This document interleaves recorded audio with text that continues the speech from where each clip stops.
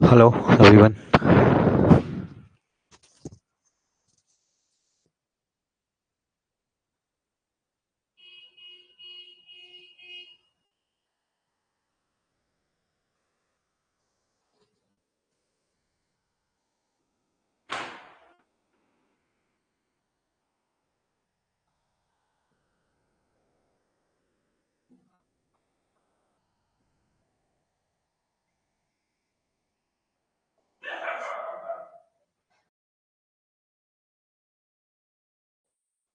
Hello hi everyone. I am Kartikeya Bhardwaj. तो कल मैंने जो आपको पढ़ाया था वो एंशियंट हिस्ट्री का एक टॉपिक पढ़ाया था, मगध एम्पायर। ठीक है। तो आज मैं नया टॉपिक शुरू करने वाला हूँ, नया लॉ शुरू करने वाला हूँ। ठीक है, मुस्लिम लॉ। 5 मिनट वेट कर लेते हैं, फिर शुरू करते हैं उसके बाद। और और जो है जुड़ जाएं स्टूडेंट्स, उसके बाद शुरू।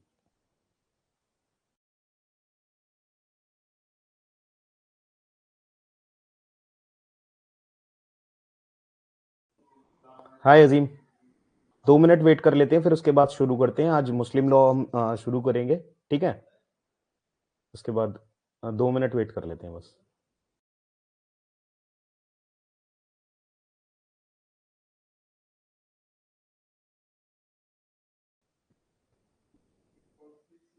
चलो शुरू करते हैं। ठीक है, अब वेट नहीं करते किसी का। हमारा टाइम है क्लास का, हम शुरू करते हैं। ठीक है। देखो, आज हम शुरू करेंगे मुस्लिम लॉ।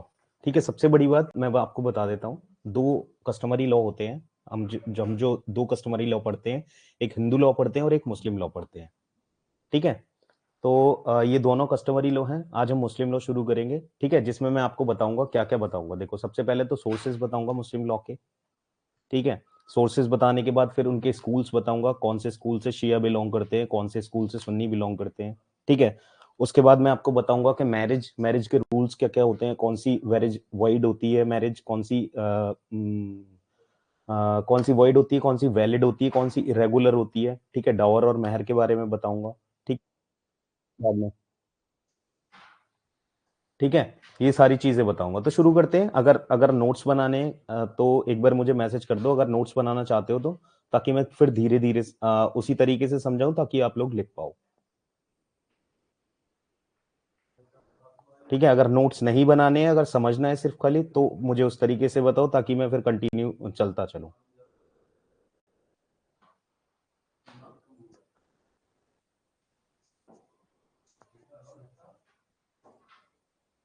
ठीक है। नोट्स बनाओगे ना आज, फहमी ना? आज तो सेकंड डे आपका।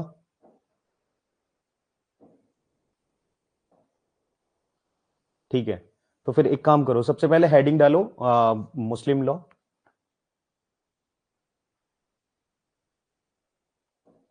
ठीक है। सबसे पहले मुस्लिम लॉ में हम जो पढ़ेंगे वो सोर्सेज पढ़ेंगे मुस्लिम लॉ की। मेरी आवाज और वीडियो एकदम क्लियर है ना? एक बार आप बता दो ताकि हम कंटिन्यू करें।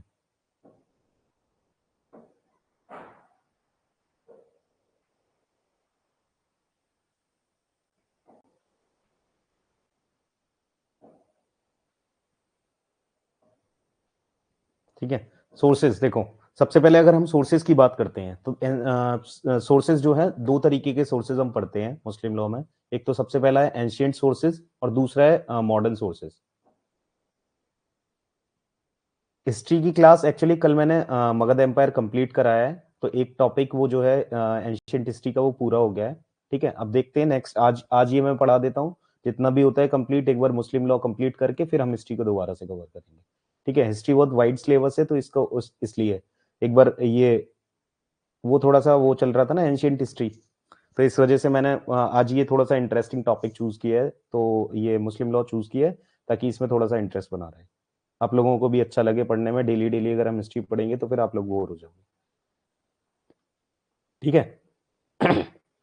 तो मैं बता देता हूँ। देखो, सबसे पहले सोर्सेज ऑफ मुस्लिम लॉ पढ़ेंगे हम। सोर्सेज में जो हम पढ़ते हैं वो दो तरीके के सोर्सेज पढ़ते हैं। एक तो एंशियंट सोर्सेज पढ़ते हैं और मॉडर्न सोर्सेज पढ़ते हैं। ठीक है। अगर नोट्स बना रहे हो तो एक पेज पे बीच में लाइन करके एक साइड लिखना एंशियंट सोर्सेज, दूसरी साइड लिखना मॉडर्न सोर्सेज। ठीक है। एंशियंट सोर्सेज में जो हम पढ़ते हैं वो पढ़ते हैं, एक बार मुझे बता देना जब स्टॉप करना हो, ताकि मैं फिर जहां तक लिखना हो आपको वहां तक लिख पाओ आप लोग। ठीक है। एंशियंट सोर्सेज में जो हम पढ़ते हैं वो पढ़ते हैं, देखो एक तो सबसे पहले कुरान पढ़ते हैं, एंशियंट सोर्सेज जो आता है मुस्लिम लॉ का, ठीक है। फिर सुन्ना पढ़ते हैं उसमें, ठीक है। चार हैं एंशियंट सोर्सेज, चार एंशियंट सोर्स पढ़ते हैं, कुरान पढ़ते हैं, सुन्ना पढ़ते हैं, इज्मा पढ़ते हैं और कयास पढ़ते हैं। कुरान को जो जाना जाता है ना, वो वर्ड्स ऑफ गॉड के नाम से जाना जाता है, ठीक है। जो वर्ड्स थे गॉड के, वो कुरान में लिखे हुए हैं, ठीक है। और फिर सुन्ना को जो जाना जाता है, उसको हदीस के नाम से भी जानते हैं, ठीक है। और हदीस जो है वो एक्शन ऑफ प्रॉफिट मोहम्मद है, ठीक है। जो भी एक्शंस थे उस टाइम पे, जो भी काम करते थे प्रॉफिट मोहम्मद, वो सब हदीस में लिखा हुआ है, यानी कि सुन्ना में लिखा हुआ था। और तीसरा है इज्मा। इज्मा बोलते हैं ज्यूरिस्ट, जो ओपिनियन जो थे, ज्यूरिस्ट के ओपिनियन थे कि कौन सा काम सही है, कौन सा काम गलत है, ठीक है, किस काम को हमें कैसे किस तरीके से करना चाहिए, वो ज्यूरिस्ट ओपिनियन में आ जाता है, जिसको हम इज्मा बोलते हैं, ठीक है। तीसरा आ जाता है क्यास, ठीक है। क्यास, अच्छा एक बात बताओ, सबसे पहले आप लोगों ने पहले कभी मुस्लिम लॉ पढ़ा है? किस किसने पढ़ा है, एक बार बता दो मुझे।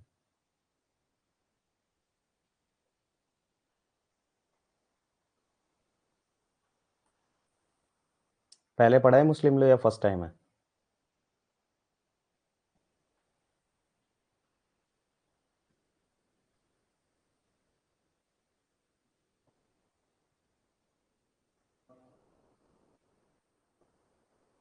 अच्छा अच्छा, ठीक है ठीक है, कोई इशू नहीं है। आज मैं आपको सेक्शंस वगैरह वो नहीं पढ़ाऊंगा, ठीक है। आज मैं आपको थ्योरी बता रहा हूँ, इसके कमेंट्री जो बोलते हैं जिसको, ठीक है, जिससे आपको क्लियर हो जाए। मोस्टली क्वेश्चन यहीं से आते हैं, ठीक है। सेक्शंस तो बहुत बहुत कम आते हैं, ठीक है। तो मैं बता देता हूँ आपको, ठीक है। कुरान आ जाता है एंशियंट सोर्सेज में, सुन्ना आ जाता है, इज्मा आ जाता है और क्यास आ जाता है, ठीक है। क्यास सारी चीजें बता दी। कुरान जो है होली बुक है मुस्लिम्स की, ठीक है। वर्ड ऑफ गॉड जो होता है वो कुरान में बताए गए हैं। एक्शंस जो थे वो भी प्रॉफिट मोहम्मद के, कि क्या करना चाहिए हमें, कैसे करना चाहिए, ये सारी चीजें जो है हमें सुन्ना में बताई गई हैं। इज्मा में ज्यूरिस्ट के ओपिनियन बताए गए हैं, ठीक है, कि क्या ओपिनियन था, कि क्या चीज सही है, ठीक है, वो उस टाइप के ओपिनियंस जो होते हैं। और क्यास में बताए जाते हैं एनालॉजिकल डिडक्शंस। एनालॉजिकल डिडक्शंस का मतलब होता है process of deducing a rule from the earlier sources. मतलब कोई भी अर्लियर सोर्सेज से अगर हम कोई भी रूल आगे फॉरवर्ड कर रहे हैं, तो उसको एनालॉजिकल डिडक्शंस बोलते हैं। जैसे हम लगाते हैं ना एनालॉजी के पीछे ये होता हुआ आ रहा है, तो आगे भी ये होता होगा। जैसे एनालॉजी हम उसमें पढ़ते हैं ना, इसमें,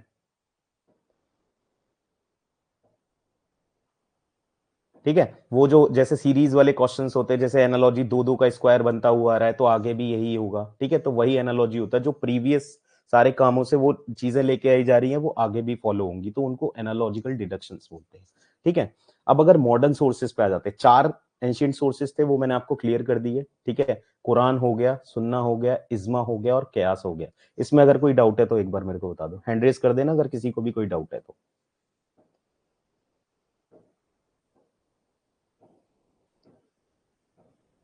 ठीक है।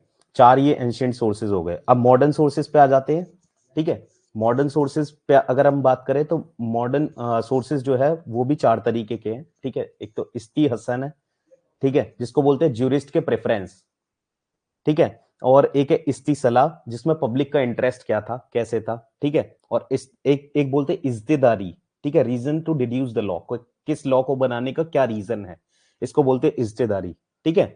ये सारी चीजें। और एक है तकलीद और एक है फतवा। फतवा जैसे बोलते हैं जजेस ओपिनियन, कोई भी ओपिनियन, जजेस का जो भी ओपिनियन बनता था उसको फतवा बोलते हैं। डिसीजन जो भी होता था, ठीक है, उसको बोलते हैं। अगर इसमें सोर्सेज में कोई दिक्कत आ रही है तो मेरे को बताओ। चार सोर्सेज मुस्लिम लॉ के हैं, वो एंशियंट सोर्सेज हैं, और पांच सोर्सेज जो है वो मॉडर्न सोर्सेज हैं। एंशियंट सोर्सेज मैंने बता दिया, कुरान, सुन्ना, इज्मा और कयास, ठीक है। और मॉडर्न सोर्सेज जो है वो इस्ती हसन, इस्ती सलाह, इज्तेदारी, तकलीद और फतवा। इसमें अगर कोई दिक्कत है तो बताओ, फिर आगे हम स्कूल्स के बारे में मैं आपको बताऊंगा कि कौन से स्कूल्स किसके हैं, ठीक है। देखो, सुन्नी स्कूल होते थे और शिया स्कूल्स होते थे, ठीक है। सुन्नी स्कूल जो थे वो बिलीव करते थे अल्लाह में, ठीक है। सुन्नी स्कूल जो थे वो बिलीव करते थे अल्लाह में, और शिया स्कूल के जो फॉलोअर जो थे शिया के, वो अली में बिलीव करते थे, ठीक है। और सुन्नी जो है चार चार स्कूल हैं, और शिया के जो थे वो तीन स्कूल्स हैं, ठीक है। इसमें कोई डाउट है, क्लियर हो रहा है?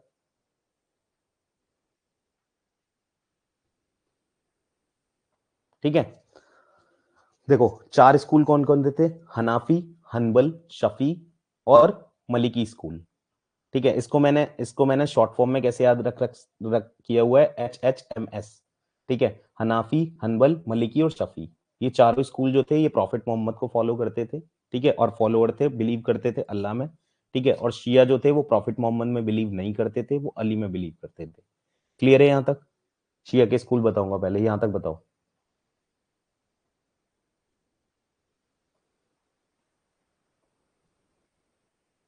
यहाँ तक कोई डाउट?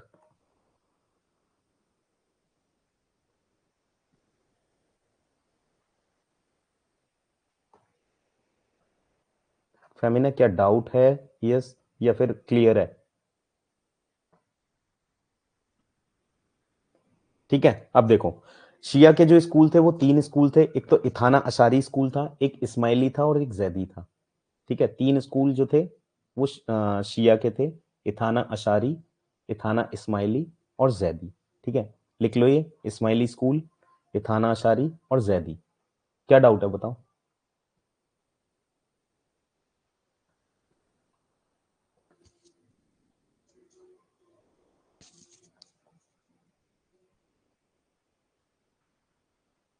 ठीक है, तीन स्कूल जो थे वो शिया के थे, इथाना अशारी था, सैदी था और इस्माइली स्कूल थे। ठीक है, ये तीन स्कूल थे। इसके बाद देखो, अगर हम फाउंडर की बात करते हैं तो सुन्नी स्कूल के जो हनाफी के जो फाउंडर थे वो थे, कौन थे? अबू हनीफा। ठीक है, हनीफा से ही उनका नाम पड़ा, अबू हनीफा से ही नाम पड़ा उनका, कि वो जो हनाफी स्कूल के फाउंडर थे। नहीं, फॉलोअर की बात कर रहा हूं मैं, फॉलोअर की थी। देखो, सुन्नी स्कूल जो थे फॉलोअर थे किसके? बिलीव तो दोनों ही अल्लाह में करते थे, लेकिन सुन्नी स्कूल वाले जो फॉलोअर थे वो प्रॉफिट मोहम्मद के थे। ठीक है, और शिया स्कूल वाले जो प्रॉफिट मोहम्मद को फॉलो नहीं करते थे वो अली को फॉलो करते थे। ठीक है, बिलीवर्स तो दोनों अल्लाह के थे, लेकिन सुन्नी जो फॉलोअर थे प्रॉफिट मोहम्मद के थे, और शिया जो फॉलोअर थे वो अली के थे। ठीक है, और उसके बाद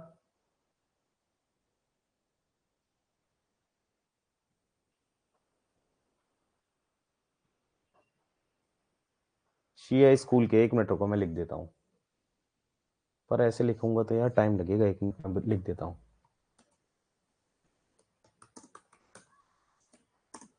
इतना अशारी था एक, दूसरे थे इस्माइली, और तीसरे थे जैदी स्कूल। ठीक है, जैदी स्कूल थे तीसरे। ठीक है, अब देखो, हनाफी, देखो फाउंडर जनरली नहीं पूछे जाते हैं, सबसे पहले तो यही पूछा जाता है क्वेश्चन जो जुडिशरी में बनता है। सबसे पहले जुडिशरी में जो बनता है क्वेश्चन वो यही बनता है कि सुन्नी से कौन कौन से स्कूल बिलीव करते हैं। ठीक है, तो चार स्कूल्स मैंने ऑलरेडी आपको बता दिए, हनाफी, हनबल, मलिकी और शफी। ये जो थे बिलीव दोनों ही अल्लाह में करते थे। Femina already cleared your doubt. ठीक है, दोनों बिलीव अल्लाह में करते थे, लेकिन सुन्नी जो थे वो प्रॉफिट मोहम्मद के फॉलोअर थे, और शिया जो थे वो अली के फॉलोअर थे, वो प्रॉफिट मोहम्मद के फॉलोअर नहीं थे। ठीक है, और उसके बाद अब देखो, हनाफी जो जनरली फाउंडर नहीं पूछे जाते हैं, ऑलरेडी मैंने आपको क्या क्या बता दिए, सोर्सेज बता दिए मुस्लिम लॉ के। ठीक है, एंशियंट सोर्सेज बता दिए, मॉडर्न सोर्सेज बता दिए, पूछे जाते हैं कि एंशियंट सोर्स में से इनमें से कौन सा है या इनमें से कौन सा नहीं है। तीन आपको उसके दे देगा, मॉडर्न सोर्सेज दे देगा, एक आपको एंशियंट सोर्स दे देगा। ठीक है, तो इसमें से ये आपसे क्वेश्चन पूछ लेगा कि कौन सा एंशियंट सोर्स है। ठीक है, क्लियर हो गया? सोर्सेज बता दिए, स्कूल्स बता दिए। अब अगर हम मैरिज की बात करें, ठीक है, मुस्लिम लॉ में मैरिज जो होती है वो तीन तरह की होती है। ठीक है, एक तो वॉइड मैरिज होती है जिसको बातिल बोलते हैं। ठीक है, एक तो फासिद होती है, और एक वैलिड होती है। वैलिड मैरिज को सही मैरिज बोलते हैं, वॉइड बातिल बोलते हैं, और इरेगुलर मैरिज को बोलते हैं।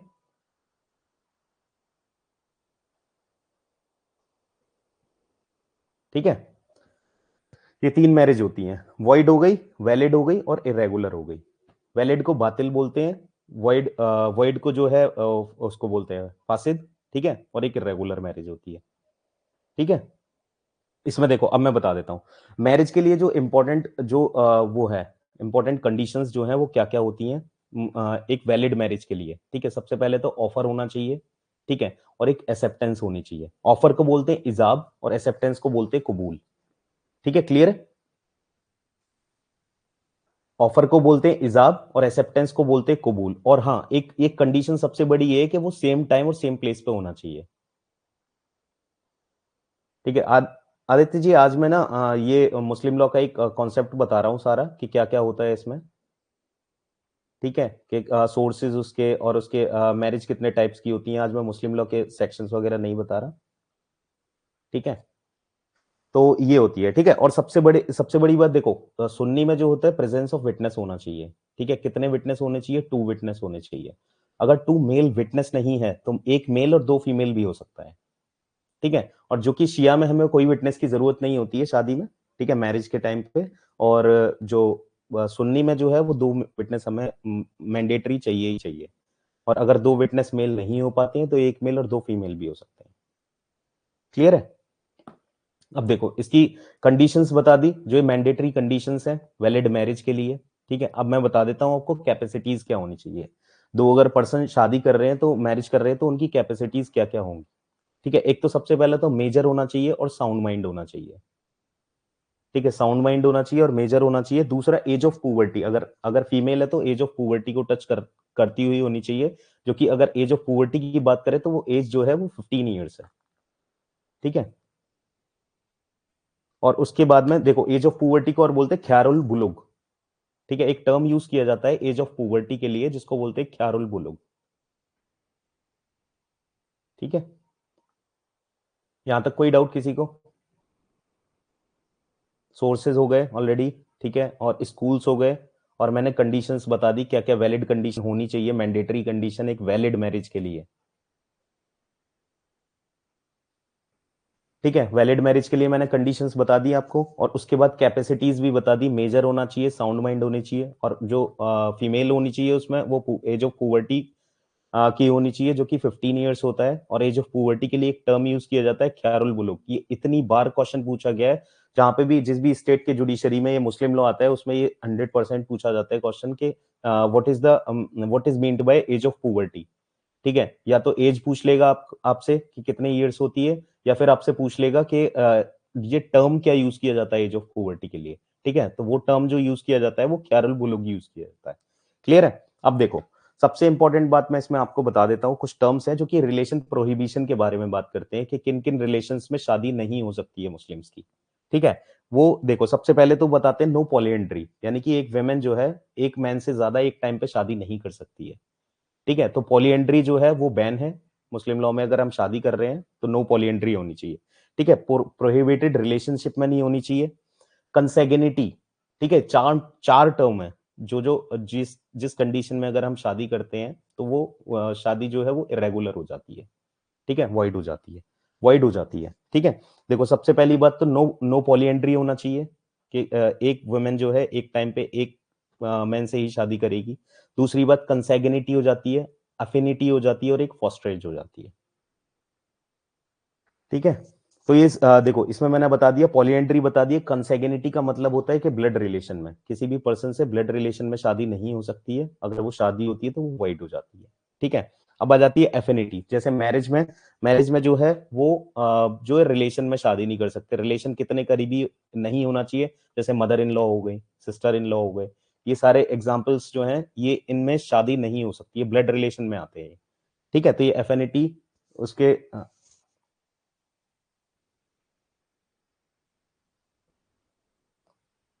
इद्दत पीरियड में अगर शादी होगी तो वो रेगुलर शादी होगी। ठीक है, क्योंकि इद्दत पीरियड को कंप्लीट करने के बाद फिर वो शादी की जाएगी तो वो वैलिड शादी हो जाएगी। ठीक है, देखो, ठीक है, एफिनिटी हो गई और फॉस्ट्रेज हो गई। फॉस्ट्रेज वो होती है जैसे एक माँ के 2 बच्चे हैं।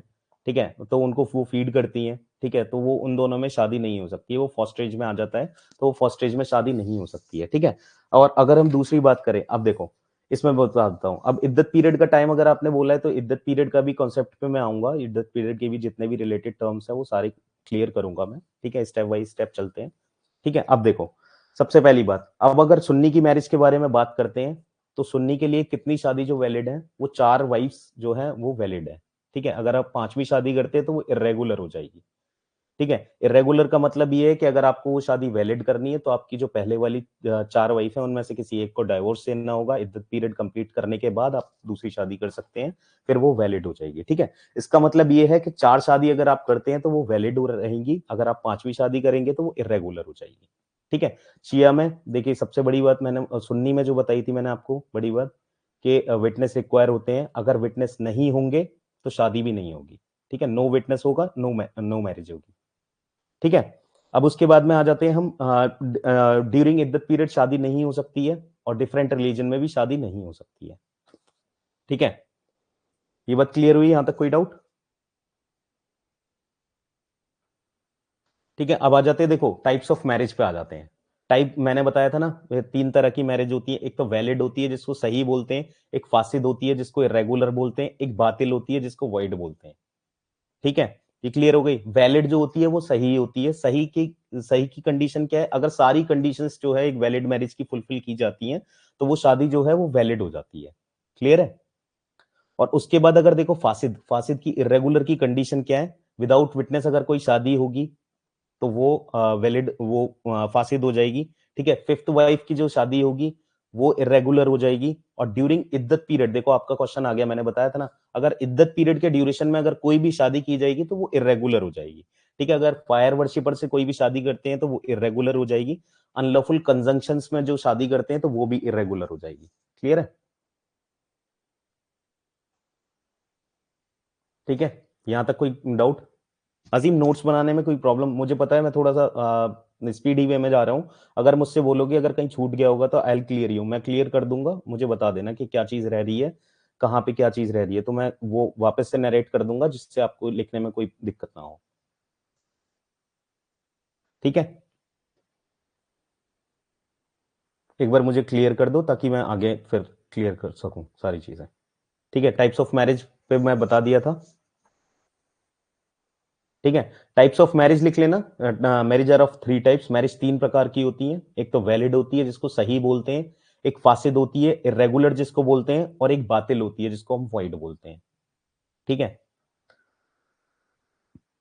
वैलिड की कंडीशन बता दी, कंडीशन सारी फुलफिल हो जाएंगी तो वो क्या हो जाएगा? वो शादी जो है वैलिड हो जाएगी, इसका मतलब है वो शादी सही हो जाएगी। अगर फासिद की बात करें तो इरेगुलर है। इरेगुलर की कंडीशन मैंने बता दी, विदाउट विटनेस शादी होगी तो इरेगुलर होगी, फिफ्थ वाइफ से होगी तो इरेगुलर होगी, इद्दत पीरियड के ड्यूरेशन में होगी तो वो होगी, तो वो जो इरेगुलर हो जाएगी, और अनलॉफुल कंजंक्शंस में होगी तो भी इरेगुलर हो जाएगी। अब मैं बता देता हूं इद्दत पीरियड का सीन, आपको बता देता हूं। इद्दत पीरियड में देखो क्या होता है। इद्दत पीरियड क्या होता है? Just to check the women that he is pregnant और नॉट। ठीक है, इसका रीजन क्या होता है देखो मैं बता देता हूँ। डाइवोर्स के टाइम पे जो है 3 लूनर मंथ्स का जो इद्दत पीरियड जो है वो फॉलो करना पड़ता है। ठीक है, अगर हस्बैंड की डेथ हो जाती है तो इद्दत पीरियड का जो टाइम होता है 4 लूनर मंथ और 10 डेज का होता है। ठीक है, ये लिख लेना। डाइवोर्स के टाइम पे ये क्वेश्चन बहुत बार आया है जुडिशरी में, अगर राजस्थान में भी देखोगे आप और इसमें भी देखोगे, यूपी में भी कई बार पूछा गया है। ठीक है, कि अगर वो होगा, ठीक है, इसमें जो होगा वो जो बताएंगे नो विटनेस नो मैरिज होता है। ठीक है, और उसके बाद इसका मैंने बता दिया इद्दत पीरियड का जो है 3 मंथ्स का होता है डाइवोर्स के ड्यूरेशन में। ठीक है, और उसके बाद में डेथ के टाइम पे 4 लूनर मंथ्स 10 डेज का होता है। अब मैं क्वेश्चंस बाद में लूंगा, पहले मैं क्लियर कर दूं इसको। ठीक है, आज ये सारा टॉपिक्स जो होगा वो क्लियर हो जाएगा, तो आई सॉल्व योर क्वेश्चंस। ठीक है, उसके बाद में अब देखो मैरिज हो गई। एक मैरिज की बात करते हैं हम जिसको हम मुता मैरिज के नाम से जानते हैं। ठीक है, जो कॉन्ट्रेक्चुअल बेसिस पे होती है, इसको बोलते हैं just to satisfy the desires of. ठीक है, मुता मैरिज होती है वो खाली शिया लॉ में मायने रखती है, और ये सुन्नी लॉ में जो है इसको वॉइड मैरिज बोला जाता है, इसका कोई वैल्यू नहीं होता। ठीक है, ये क्वेश्चन भी कई बार आया है। इसमें जो मोस्टली अगर जो इंपॉर्टेंट पॉइंट्स होंगे मैं आपको क्लियर करता जाऊंगा। ठीक है, और मैं बताता जाऊंगा, उस पर फोकस करूंगा बार बार, और मैं आपको बताता भी जाऊंगा कि कौन सा क्वेश्चन ऑलरेडी आया हुआ है। इसके लास्ट में मैं आपको कुछ क्वेश्चंस ऐसे बताऊंगा जो लास्ट ईयर में, प्रीवियस ईयर्स में जो है मेंस एग्जाम्स में जो बहुत सारी स्टेट्स में पूछे गए हैं, कुछ क्वेश्चंस बताऊंगा, ताकि फिर आप उसमें उसमें आपको देखना है कि आज मैंने क्या क्या पढ़ाया है और किस हद तक आप उसको कनेक्ट कर सकते हो। ठीक है, वो सारी चीजें ठीक रहेंगी। मैं आगे अगर क्वेश्चंस भी दूंगा आपको, ठीक है, वो आप लिख के लाओगे तो मैं आपके आंसर राइटिंग जो भी चेक करूंगा। क्लियर है? देखो मुता मैरिज बता दिया, टेम्परेरी मैरिज होती है और शिया लॉ में होती है। अब देखो इसकी कंडीशंस होती हैं। देखो जैसे हम पता है डावर तो पता है, डावर जानते होगे आप लोग। डावर जो है एक कंसिडरेशन होता है, ठीक है, जो ऑब्जेक्ट होता है जो कि एक वाइफ को एज अ रेस्पेक्ट दिया जाता है, एज अ टोकन दिया जाता है ऑफ लव। क्लियर है? ठीक है, अब देखो मुता मैरिज की कंडीशंस है। अगर मुता मैरिज में कोई विटनेस की जरूरत नहीं होती, कोई रिलीजन मैटर नहीं करता, with any person any religion किया जा सकता है, क्रिश्चियन हो चाहे ज्यूज हो चाहे पारसी हो या फिर फायर वर्शिपर हो, किसी भी रिलीजन में वो जो है मुता मैरिज की जा सकती है। अब देखो, अब ये होता है अगर कंजम्पशन हो जाता है, ठीक है, कंजम्पशन का मतलब ये है कि अगर फिजिकल रिलेशन हो जाते हैं हस्बैंड एंड वाइफ में ड्यूरिंग मुता मैरिज, तो वाइफ जो है वो एंटाइटल हो जाती है फुल डावर के लिए। ठीक है, डावर ऑलरेडी मैंने बताया आपको, टोकन ऑफ लव रिस्पेक्ट होता है। ठीक है, और उसके बाद में अब देखो एक चीज मैं बता देता हूँ, डावर मैरिज से जो भी मुता मैरिज से जो भी जो होगा चाइल्ड होगा, वो चाइल्ड को लेजिटिमेट चाइल्ड का दर्जा दिया जाता है। देखो ये भी क्वेश्चंस देखो कई बार आया हुआ है, क्या मुता मैरिज में विटनेस की जरूरत होती है? मुता मैरिज में विटनेस की जरूरत नहीं होती। मुता मैरिज किस किस किस रिलीजन में की जाती है? क्या सेम रिलीजन में की जाती है कि नहीं? मुता मैरिज के रिलीजन का कोई मैटर नहीं करता। ठीक है, किसी भी एनी रिलीजन में की जा सकती है। क्लियर है? और उसके बाद देखो क्या मुता मैरिज से बॉर्न होने वाला चाइल्ड जो होता है, क्या वो लेजिटिमेट माना जाता है या इलेजिटिमेट माना जाता है? तो वो चाइल्ड लेजिटिमेट माना जाता है, लेकिन जो प्रॉपर्टी जो इनहेरिट करता है वो सिर्फ अपनी मदर की साइड की करता है, फादर की साइड की प्रॉपर्टी को इनहेरिट नहीं करता है वो। ठीक है, अब देखो यहाँ पे अगर ये जो है मैंने बता दिया शिया लॉ में है, और शिया लॉ में कौन से स्कूल में है? इतना अशारी स्कूल में है। ठीक है, ये वाला क्वेश्चन भी इतनी बार पूछा गया है कि कौन से स्कूल में मुता मैरिज को वैलिड दर्जा दिया गया है। ठीक है, कौन से स्कूल में दिया गया है? इथाना अशारी। और इथाना अशारी जो था वो किसमें था? शिया स्कूल में। शिया के 3 स्कूल बताए थे ना मैंने, इथाना अशारी, इस्माइली और जैदी, उनमें से एक है इथाना अशारी। ठीक है, उस स्कूल में इसको वैलिड बोला गया है। क्लियर है? अब आ जाते हैं डावर पे। देखो डावर अब मैं एक्सप्लेन कर देता हूं। अब देखो एक और चीज मैं बता देता हूं, एक चीज ये नोट कर लो। ठीक है, अब देखो इसमें एक चीज नोट कर लो, मैं ये बहुत इंपॉर्टेंट चीज बता रहा हूं, ये बहुत आया आया हुआ क्वेश्चन है प्रीवियस ईयर्स में। ठीक है, इसको देख लो। कोहेबिटेशन पीरियड जो होता है वो फिक्स होता है, मतलब एक मुता मैरिज के लिए जो टाइम पीरियड जो रखा जाता है वो फिक्स होता है। ठीक है, ठीक है, ये हमारे साइड नहीं होती, ये पारसीज उधर साइड में होती है। हमारे मतलब इंडिया में तो वैलिड नहीं है, इंडिया में मानते भी नहीं है इसको मुता मैरिज को। ठीक है, अब देखो एक चीज मैं बता देता हूं, देखो इसमें लिख लो कोहेबिटेशन पीरियड जो होता है वो फिक्स होता है, यानी कि अगर देखो टर्म भी फिक्स रहेगा। अब देखो कुछ चीज लिखना, एक टेबल बनाना, उसमें लिखना डावर लिखना। ठीक है, और वो लिखना अगर डावर फिक्स है और टर्म फिक्स नहीं है। ठीक है, लिखना Dawar fix, term not fixed. ठीक है, डावर फिक्स है, टर्म फिक्स नहीं है, तो वो मैरिज क्या हो जाएगी? वो रेगुलर मैरिज हो जाएगी। क्लियर सी सीधी सी बात है। अगर डावर फिक्स है, अगर कोई चीज डावर फिक्स कर दिया आपने और टर्म फिक्स नहीं किया शादी का, तो टर्म फिक्स नहीं किया तो वो तो जब तक आप चाहो जब तक चला सकते हो। ठीक है, अगर आप लाइफ टाइम चाहो लाइफ टाइम चला लो, तो वो मैरिज कौन सी हो जाएगी? वो रेगुलर मैरिज हो जाएगी। ठीक है, लेकिन अगर डावर फिक्स नहीं है और टर्म फिक्स है, तो वो मैरिज वॉइड हो जाएगी। ठीक है, if the dower is fixed but the term is not fixed, ठीक है, तो उस कंडीशन में मैरिज जो है वॉइड हो जाएगी। इसलिए मुता मैरिज को वैलिड बनाने के लिए डावर भी आपको फिक्स करना होगा और टर्म भी आपको फिक्स करना होगा। ठीक है, ये बात लिख लो, ये मेंस में इंपॉर्टेंट पॉइंट ऐड किए जा सकते हैं। ठीक है, जब ये क्वेश्चन हम लिखेंगे तो डिफरेंस बिटवीन मुता मैरिज और ये सब, अगर मुता मैरिज पे अगर शॉर्ट नोट भी पूछ लेता है आपसे, ठीक है, तो आप ये क्लियर कर सकते हो कि cohabitation period should be fixed. If the cohabitation period is not fixed, मतलब अगर ये जो समय जो है फिक्स नहीं किया जाता है मुता मैरिज के लिए, तो वो शादी क्या हो जाएगी? अगर डावर फिक्स है, टर्म फिक्स नहीं है, तो उस कंडीशन में आप क्या कर सकते हो? उस कंडीशन में ये मैरिज जो है वो रेगुलर मैरिज हो जाएगी। ठीक है, अगर टर्म फिक्स नहीं है, टर्म फिक्स है, डावर फिक्स नहीं है, तो मैरिज वॉइड हो जाएगी। तो इसलिए मुता मैरिज को हमें सक्सेसफुल बनाने के लिए, वैलिड बनाने के लिए, हमें टर्म भी फिक्स करना पड़ेगा और डावर भी फिक्स करना पड़ेगा। अब इस मुता मैरिज में अगर कोई डाउट है तो मेरे को बता दो, क्योंकि इससे बहुत सारे क्वेश्चंस बनते हैं जनरली। जब भी आप देखोगे प्री में, तो जिस स्टेट्स में भी ये हिंदू हिंदू और मुस्लिम मैरिज एक्ट मुस्लिम मैरिज एक्ट आते हैं, उसमें जनरली ये पूछा जाता है ये क्वेश्चन। और अभी तक जो मैंने आपको बताया उसमें सारे मेन मेन इतने पॉइंट्स आ गए हैं, उसमें मुस्लिम मैरिज मुस्लिम लॉ में से कोई भी क्वेश्चन आएगा तो इससे बाहर नहीं जाएगा आपका। ठीक है, अगर इसमें कोई अभी तक सोर्सेज में, स्कूल्स में, टाइप्स ऑफ मैरिज में और मुता मैरिज में कोई अगर कोई भी अगर डाउट है तो मेरे को बता दो। देखो इससे जो मैंने अभी पढ़ा है उससे रिलेटेड अगर डाउट है तो बताना, और अगर आपका कोई भी एक्स्ट्रा डाउट होगा तो वो मैं क्लियर करूंगा बाद में।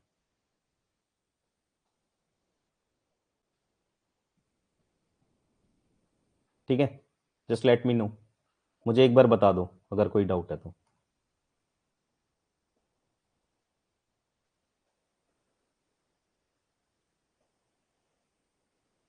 ठीक है, नहीं है कोई डाउट, ठीक है मैं बता देता हूँ। अब देखो, अब देखो, सबसे बड़ी बात ये जो टर्म्स है हम सीक्वेंस वाइज चल रहे हैं, इसमें जो सारी चीजें हैं अगर ये फिर इसके बाद मैं आपको एक्ट पढ़ाऊंगा इसका, ठीक है, तो उसमें आपको कोई भी डाउट नहीं होगा। अब देखो डावर की बात आ गई। डावर जो होता है वो एक कंसिडरेशन होता है, ठीक है, कंसिडरेशन होता है जिसको रेस्पेक्ट मार्क बोलते हैं, टोकन ऑफ लव बोलते हैं। ऑब्लिगेशन ऑफ हस्बैंड होता है, ऑब्लिगेशन होता है हस्बैंड पे, मतलब एक हस्बैंड की ड्यूटी होती है, एक जिम्मेदारी होती है कि वो जो है अपनी वाइफ को मेंटेन करेंगे, ठीक है। और सब्सिस्टेंस ऑफ वाइफ, यानी कि वाइफ के जीने का जरिया भी वही होता है, सब्सिस्टेंस जो होता है एक वाइफ के जीने का जरिया, वो भी वही होता है, डावर होता है, ठीक है। क्लियर है? तो इसमें एक चीज बता दी मैंने, क्लियर कर दिया।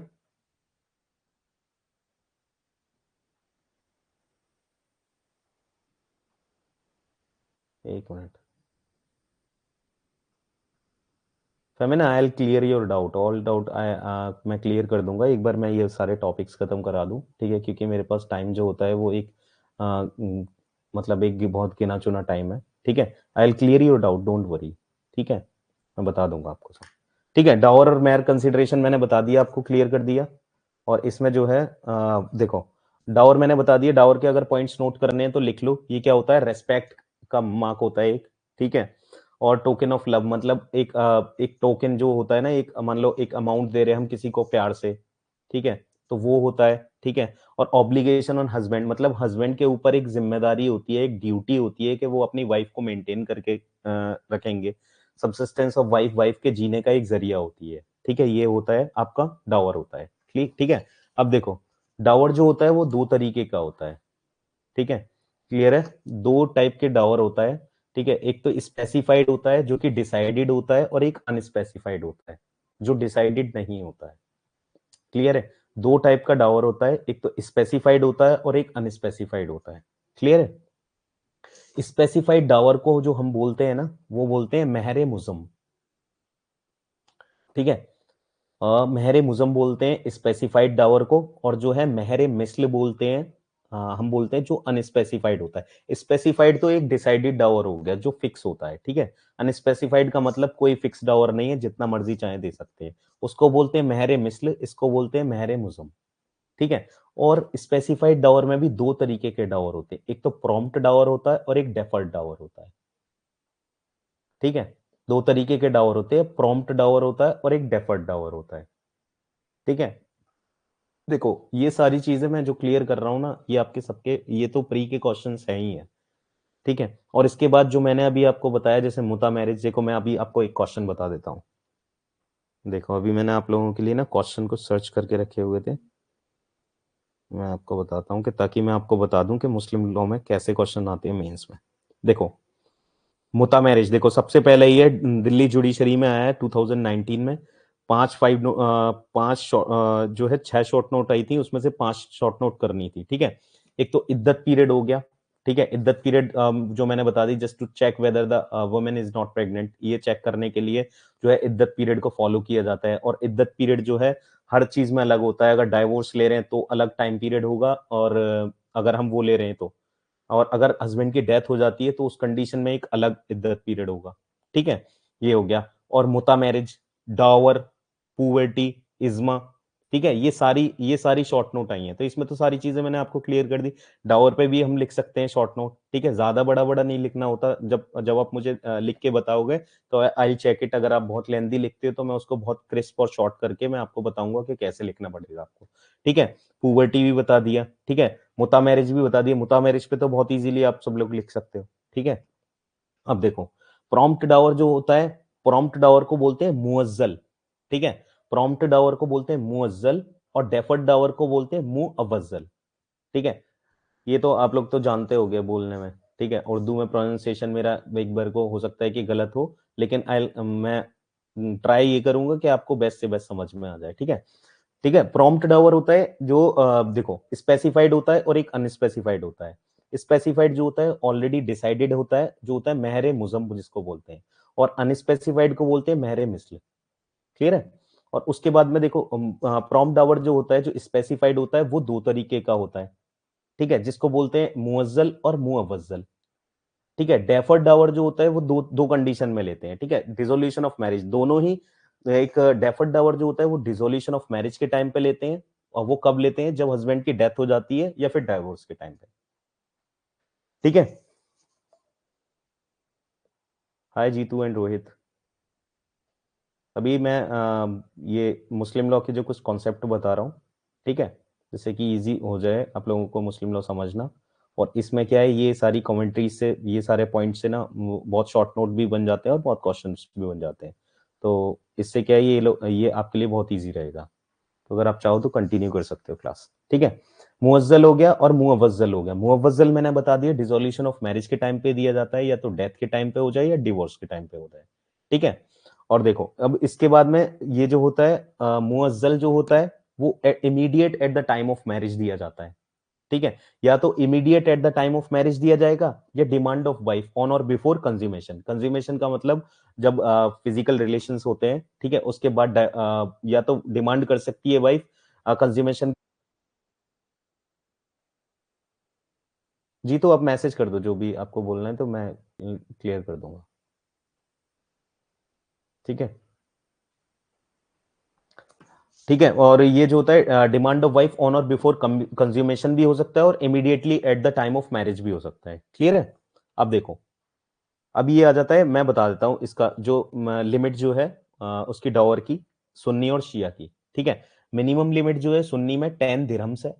ठीक है, एक बार एक टेबल बना लेना, उसमें लिख लेना सुन्नी, एक साइड सुन्नी लिख के, एक साइड शिया लिख के, और एक लाइन में मिनिमम और एक लाइन में मैक्सिमम लिख के। ठीक है। सुन्नी में जो है मिनिमम जो होता है वो 10 दिरहम्स होता है, और शिया में जो है कोई मिनिमम लिमिट नहीं है, नो लिमिट। ठीक है। और सुन्नी में जो है मैक्सिमम की कोई लिमिट नहीं है, लेकिन शिया में जो है मैक्सिमम की लिमिट है, वो 500 दिरहम से। क्लियर है। अब देखो, इसके बाद ये हो गया आपका। अब मैंने क्या क्या बता दिया, सोर्सेज, सोर्सेज में कोई दिक्कत नहीं होगी, स्कूल्स में कोई दिक्कत नहीं होगी। ठीक है। टाइप्स ऑफ मैरिज में भी कोई दिक्कत नहीं होनी चाहिए, मुता मैरिज भी बता दिया, डावर भी बता दिया। ठीक है। डावर भी दो तरीके के हैं, प्रॉम्प्ट और वो मतलब स्पेसिफाइड और अनस्पेसिफाइड। स्पेसिफाइड में दो तरीके के हैं, प्रॉम्प्ट भी है और डेफर्ड भी है। ठीक है। डेफर्ड दिया जाता है डेथ और डाइवोर्स के टाइम पे, और प्रॉम्प्ट दिया जाता है immediately at the time of marriage, और ऑन वाइफ डिमांड कर सकती है ऑन और बिफोर कंज्यूमेशन। ठीक है। यहां तक कोई। ठीक है। और उसके बाद में देखो, सबसे पहले मैं बता देता हूं, अब देखो अगर हस्बैंड जो है वाइफ को जो है नॉन पेमेंट ऑफ डावर का केस बन जाता है। अगर वाइफ डिमांड करती है डावर का, और हस्बैंड जो है डावर जो है पे नहीं करता है, तो उस कंडीशन में क्या है, राइट ऑफ वुमेन में बता देता हूं। ये राइट ऑफ वुमेन लिख लीजिए कि फर्स्ट जो है राइट के वुमेन रिफ्यूज टू कोहेबिट। ठीक है, रिलेशन बनाने से जो है इनकार कर सकती है, रिफ्यूज टू कोहेबिट। ठीक है। और she has right to demand dower as debt. अगर हम उसमें पढ़ते हैं डेट, ठीक है, तो इसमें जो है वाइफ जो है डिमांड कर सकती है एज अ डेट। ठीक है, डावर को। और तीसरा जो है right to possess to property, यानी कि जितना भी डावर के अमाउंट की जो भी प्रॉपर्टी होगी वो उसको पजेस कर सकती है, और वो प्रॉपर्टी तभी हैंड ओवर करेगी जब वो डावर मिल जाएगा। ठीक है। तो उसके पास राइट होता है पजेस करने का वो उस प्रॉपर्टी को, लेकिन कितनी प्रॉपर्टी को, ऐसा नहीं है कि पूरी जितनी भी प्रॉपर्टी है सारी घर की हथियाली, नहीं। जितने अमाउंट का डावर का वो हुआ था, उसी अमाउंट की जो है प्रॉपर्टी को वो पजेस कर सकती है। क्लियर है। उसके बाद अब देखो, मिनिमम मैंने लिमिट बता दी आपको सुन्नी और शिया में। सुन्नी की मिनिमम लिमिट जो है वो 10 दिरहम्स है, और मैक्सिमम कोई लिमिट नहीं है। और शिया में जो है मैक्स उसकी शिया की जो है नो लिमिट है मिनिमम, और मैक्सिमम जो लिमिट है 500 दिरहम्स है। ठीक है। अब आ जाते हैं तलाक पे। ठीक है। तलाक ये हम कल करेंगे, अभी तक। ठीक है। ये वाला ये टॉपिक हो गया है क्लियर। और मैं अब आपको क्वेश्चंस बता देता हूं, कैसे कैसे क्वेश्चंस आते हैं मेंस में। देखो प्री के क्वेश्चंस बता देता हूं पहले मैं कुछ, एक मिनट में आपको प्री के क्वेश्चंस बता देता हूं। ठीक है, किस टाइप के क्वेश्चंस आते हैं।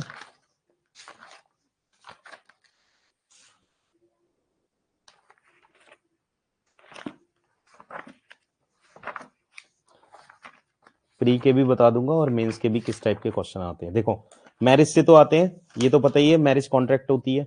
अब देखो main source of Muslim law, सबसे पहला क्वेश्चन है, ये बिहार जुडिशरी में आया हुआ है, ठीक है। What are the main sources of Muslim law? तो कुरान है, सुन्नत, हदीस, इज्मा और क्यास, ये सारे मैंने बताए हैं, ठीक है। देखो दूसरा क्वेश्चन क्या है कि हाँ, the primary source of Muslim law is, primary source जो है वो कुरान है, ये भी मैंने क्लियर किया था अभी आपको। Which one is not a source of Muslim law? ये भी मैंने बताया था कि देखो कुरान है, हदीस है और इज्मा है, शरीयत नहीं है, ठीक है। ये सारे इसी टाइप के। देखो मैरिज से किस तरीके के क्वेश्चन आए हुए हैं, मैं बता देता हूँ एक बार। ख्यारुल बुलुग मींस क्या होता है? Option of poverty, already clear you, ठीक है। ख्यारुल बुलुग जो होता है वो ऑप्शन ऑफ पोवर्टी होता है। और देखो what is the age of puberty for Muslim marriage?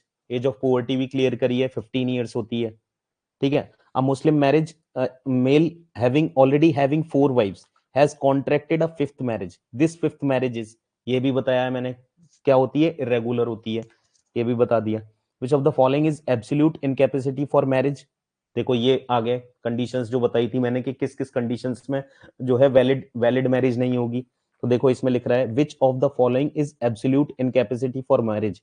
Consanguinity, affinity, fosterage, ये तीनों ही मैंने कंडीशंस बताई थी कि इन तीनों ही कंडीशन में वैलिड नहीं होती है मैरिज, ठीक है। तो यही क्वेश्चन आते हैं इसमें, इससे बाहर कुछ नहीं आएगा जो मैं बता रहा हूं आपको। देखो डावर का क्वेश्चन दे रखा है, a mark of respect, consideration, essential incidence of marriage, all of the above, clear हो गया, ठीक है। उत्तराखंड में आया हुआ है, ये भी क्लियर है, ठीक है। इसमें कुछ भी नहीं है, इससे बाहर कुछ भी नहीं आएगा, आई प्रॉमिस यू, इससे बाहर आपका कुछ भी नहीं आएगा अगर मुस्लिम लॉ अगर आप करते हैं तो। और मैं आपको बता देता हूँ, और देखो इसमें क्या है, देखो इसमें बिहार में एक मेंस में आया था, what are the main sources of Mohammedan law, ठीक है। मेन सोर्सेज बता दिए मैंने आपको, क्लियर, ठीक है। Write a note on sources of Mohammedan law, ये भी बता दिया, ठीक है। Write a note on school of Sunnis, ठीक है। स्कूल ऑफ सुन्नीज मैंने आपको बताया है, उसको डिटेल में अगर आप जाके देखोगे तो फाउंडर वगैरह उसके मैंने बताए हैं आपको, लेकिन फाउंडर प्री में नहीं पूछता है, मेंस में, अगर मेंस के लिए मैं आपको बता दूंगा, रिसर्च करनी पड़ेगी। आपके पास अगर बुक्स हैं तो आप उनसे देखिएगा, तो उसके बाद मैं आपको आंसर राइटिंग में मैं आपकी हेल्प करूंगा जो भी होगा, ठीक है। और distinguish between void and irregular marriage, ये भी क्वेश्चन आया हुआ है, बहुत इजी है यार, करवा दूंगा, डोंट वरी, ठीक है। इससे बाहर कुछ भी नहीं आएगा जो क्वेश्चन मैं करा रहा हूँ। और उसके बाद जब आप आंसर राइटिंग करोगे तो आई विल करेक्ट यू अगर आप कहीं पे रॉन्ग होते हो, ठीक है। चलो बाकी कल सेम टाइम पे क्लास रहेगी, 9 बजे क्लास रखते हैं। Good night, bye bye.